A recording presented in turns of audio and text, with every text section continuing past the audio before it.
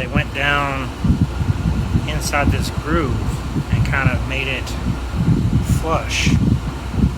But actually, it's designed to sit on the outside like this. It's hanging on by a wire. I don't know if you guys can see it, but the holes seem to have some imperfections. God, I can't talk today. The Allen keys they gave you, the heads are tiny.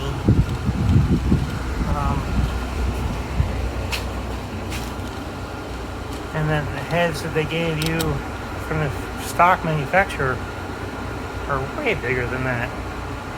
I'm just not super happy with the quality. I'm gonna put them on the bike because they were 28 bucks. They run them for a little while,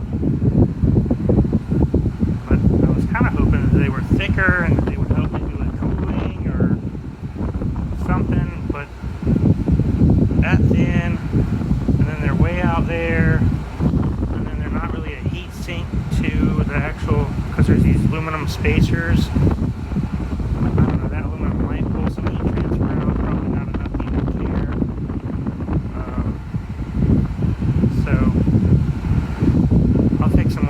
Photo here in a second once I get them mounted. They're pretty easy, straightforward to mount. I'd already mounted the other side. Basically just run the Allen key through with the spacer in the middle and tighten down. Here it is, kind of fully mounted. I mean, you can see where it gaps away from there. I don't know.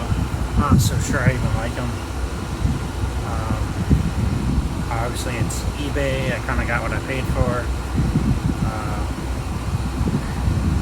I don't know.